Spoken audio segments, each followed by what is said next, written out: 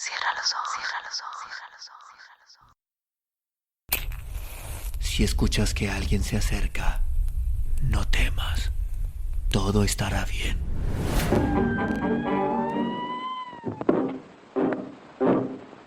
Oh, I'm going down to St. James's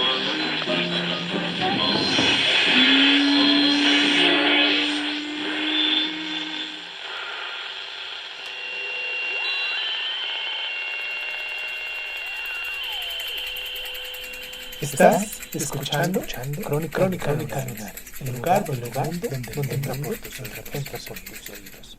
Bienvenido. Fondo Sur, Manuel Vicent. Se alimentaban de la electricidad que generaba el propio grupo al restregarse entre sí en las gradas. Ninguno sabía nada del otro. Los días del partido quedaban en un punto del Paseo de la Castellana en medio del río de la gente, se olisqueaban brevemente y luego seguían juntos berreando camino del estadio. Al principio, solo se reconocieron por el hedor adolescente de sus cuerpos o tal vez por sus miradas de goma. Después, comenzaron a aullar de un modo peculiar y finalmente se grabaron en la frente la letra distintiva, una B mayúscula que los hizo miembros de la misma camada en el Fondo Sur. Llevaban idénticas bufandas, gorros y escarapelas, y escupían pipas de girasol, bebían cerveza caminando sin hacerse preguntas del pasado ni del futuro. Solo esperaban que esa tarde ganara el Real Madrid. Ni siquiera eso. Tal vez su único deseo era entregarse en las gradas a un espasmo colectivo al margen de lo que ocurriera en el terreno del juego, y para eso habían llegado cada uno por separado desde un lugar diferente del suburbio hasta el punto de reunión una hora antes de que empezara el partido. No eran más de 10 entre machos y hembras, y sin duda las chicas parecían más duras. Lucían algún garfio en los vaqueros y ninguna pasaba de los 17 años. Entre ellos había surgido un jefe natural, un bello aprendiz de chapista llamado Berberecho, y nadie lo había elegido.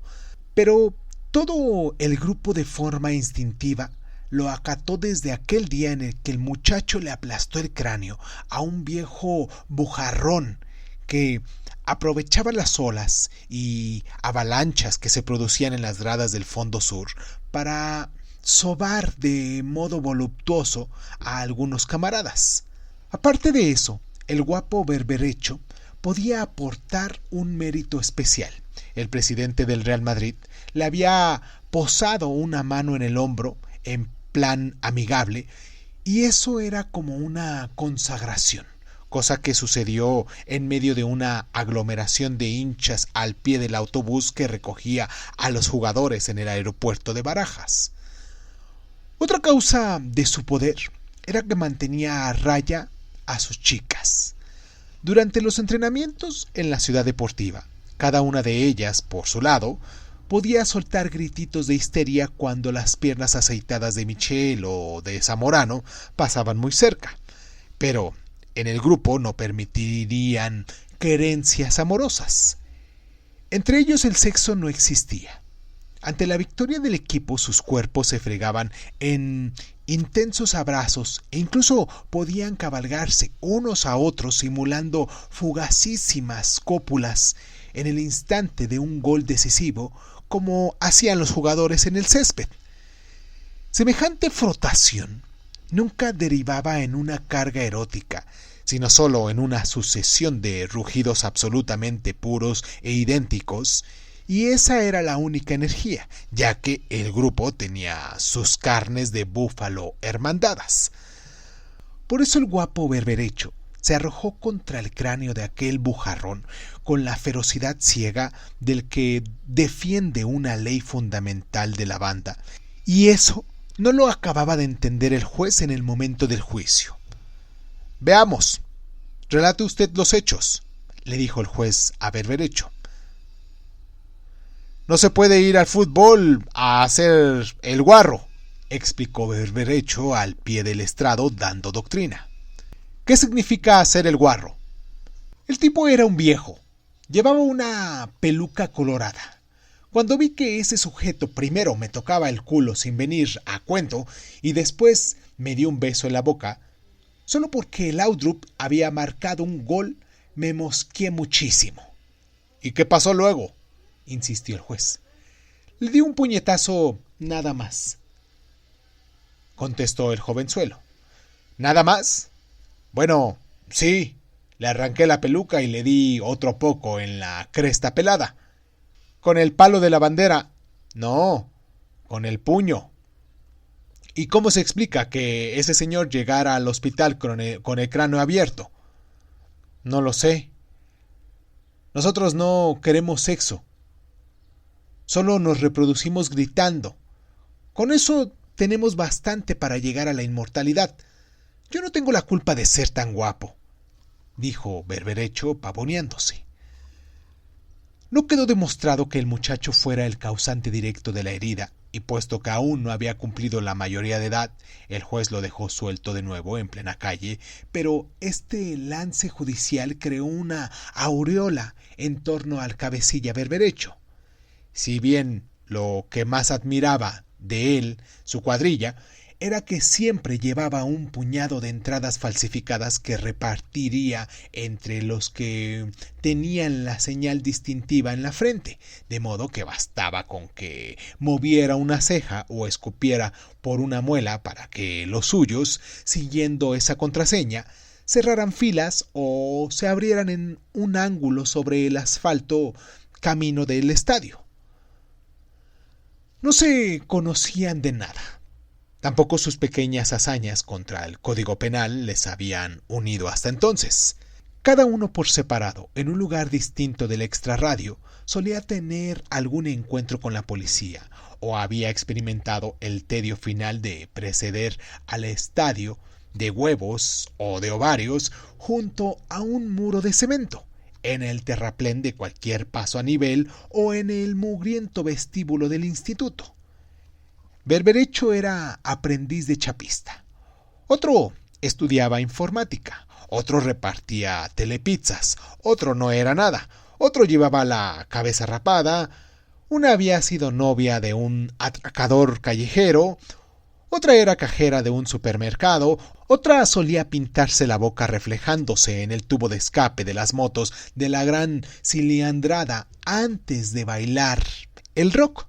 Nadie sabía la historia que cada uno arrastraba ni tampoco hablaba de sus deseos para el lunes siguiente. En el camino hacia el estadio se encontraban, chocaban en el aire la palma de la mano, comían pipas de girasol, escupían y bebían cerveza. Durante el partido rugían, se fregaban los cuerpos, lanzaban insultos y terminando el encuentro se diluían entre la multitud dando algunas patadas a las papeleras si el Real Madrid había perdido. Seguían vociferando a coro y finalmente se despedían solo con la mueca concentrada. Después de 2 temporadas de haber fundado la camada en el Fondo Sur, ninguno de ellos conocía el nombre del otro, salvo que todos pronunciaban con mucho respeto el apodo del jefe Berberecho, y su letra inicial era el signo distintivo que el grupo llevaba inscrito en la frente con un lápiz de labios. Uno de ellos, tal vez el que estudiaba informática, fue el primero en darse cuenta de que una de las chicas faltaba desde hace mucho tiempo a la cita del Bernabéu y cuando lo dijo nadie parpadeó por eso. En ese momento, Bullo acababa de realizar una magnífica parada y todo el grupo se unió en un abrazo que había liderado una gran energía. En realidad la chica se llamaba Yolanda. Se había matado con la moto en compañía de un tipo que había conocido en una discoteca y hacía varios meses que estaba enterrada. Tampoco advirtió nadie la ausencia durante todo el invierno del repartidor de telepizzas, pero este se volvió a incorporar a la reata después de haber cumplido con el tribunal de menores cuando robó el tercer coche y ninguno del grupo le preguntó nada. Él se limitó a pintarse la inicial de Berberecho en la frente y luego se puso a berrear en el estadio. Una pareja también había causado baja porque se había enamorado, y eso era algo que el jefe no permitía. Tan pronto descubrió Berberecho que aquella chica comenzaba a doblar el cuello en el hombro del otro de la banda, fue muy tajante. No me gustan los pichones. Esto no es un palomar. No quiero veros más la jeta.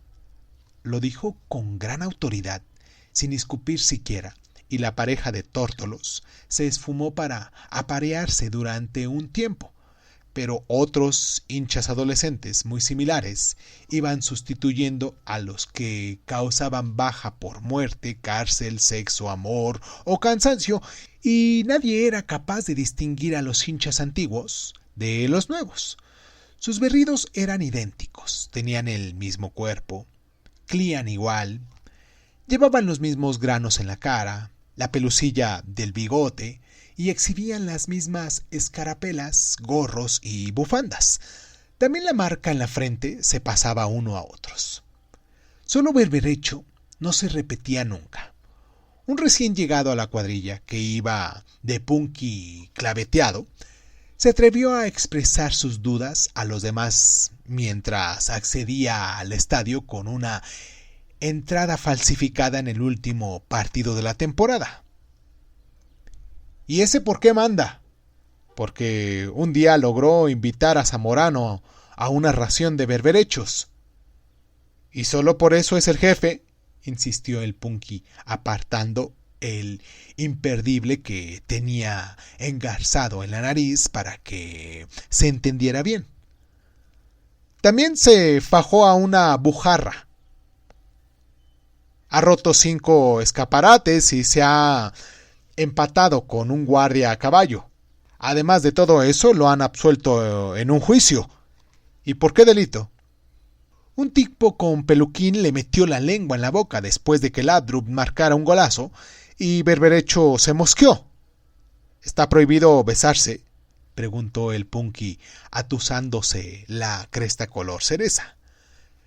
Berberecho no tolera que lo bese nadie si no lleva la marca en la frente. Otros dicen que Berberecho manda porque es el más guapo y el único de nosotros que no ha muerto, exclamó una chica con la bandera del Real Madrid puesta como un refajo.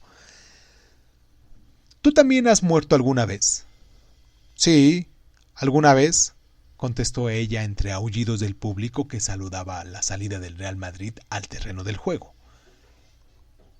En ese momento comenzó el partido final de la liga en el que iba a decidirse el campeón. El estadio aparecía rebosante de carne con cemento y banderas, pancartas, alaridos y gritos a coro que imitaban los cantos guerreros de los vikingos. Berberecho gobernaba a los suyos en las gradas del fondo sur. Primero, toda la camada se limitó a dar saltos para calentar el cuerpo, y dentro de la olla del estadio, Berberecho solo era un punto insignificante, pero él se sentía inmortal. El Real Madrid comenzó jugando bien desde el principio. Parecía un mecanismo capaz de destruir el tiempo y el espacio sirviéndose de una pelota. Esta era impulsada o atraída por los músculos y el coraje, también por la inteligencia. Ante la primera internada de Raúl, cuyo pase al centro del área fue rematado al poste de cabeza por Zamorano, en las gradas del fondo sur se produjo el primer oleaje al compás de gritos rituales. Todos los componentes de la banda de Berberecho iniciaron la frotación de su carne apelmazada bajo las banderas y pronto se liberó una energía común que tenía el foco principal en el cuerpo de Berberecho. Eran 10 entre machos y hembras. A los 15 minutos del partido ya no les interesaba nada de cuanto ocurría en el terreno de juego, puesto que el partido se disputaba entre ellos y no participaba su cabeza, sino las entrañas de cada uno, donde salían las canciones, los insultos, los vitores. En un momento dado, una de las chicas escupió el chicle contra el pescuezo del espectador que tenía delante y después exclamó: «Creo que voy a resucitar. Necesito un poco más de impulso».